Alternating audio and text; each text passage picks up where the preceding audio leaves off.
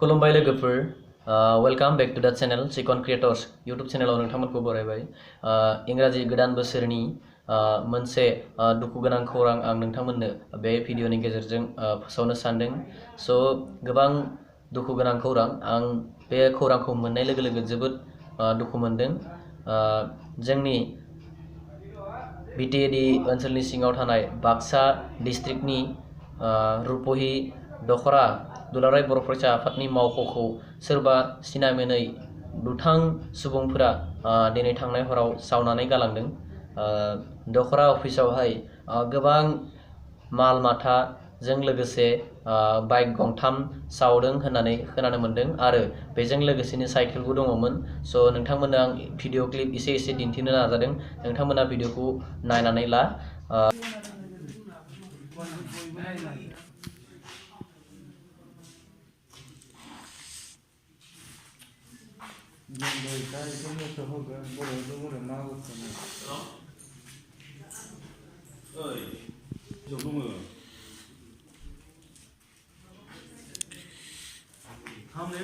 TV yang mau gue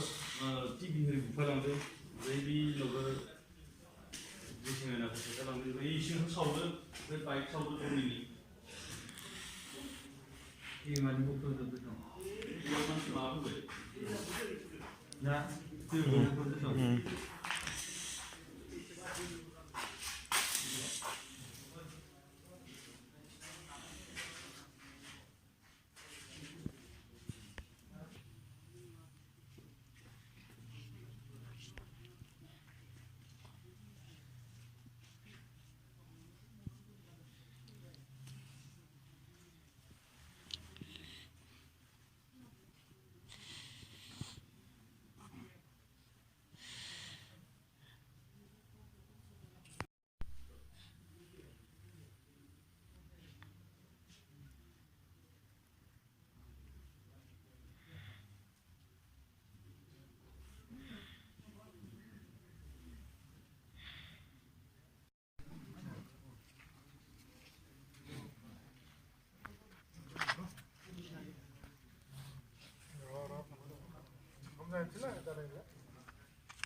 So आङो नोंथांमोननो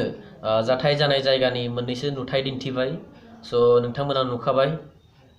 जाथाय जानाय जायगानि अबस्थाया माबायदि अबस्थायाव दङ दायो बाइक सावना गालांदों साइकेल गाख्रेब गुख्रेब खालामनानै गारलांदों आरो बेनि अनगायैबो अफिसनि जा टेबल बा आरांगा बेनिफ्राय लेखा बिलाइ बायदिसिनाफोरखौ अबस्था गैयै खालामनानै गालांदों बेनिख्रुइ आरो जेबो दुखु गोनां बाथ्रा गैया जोंहा बर' हारिनि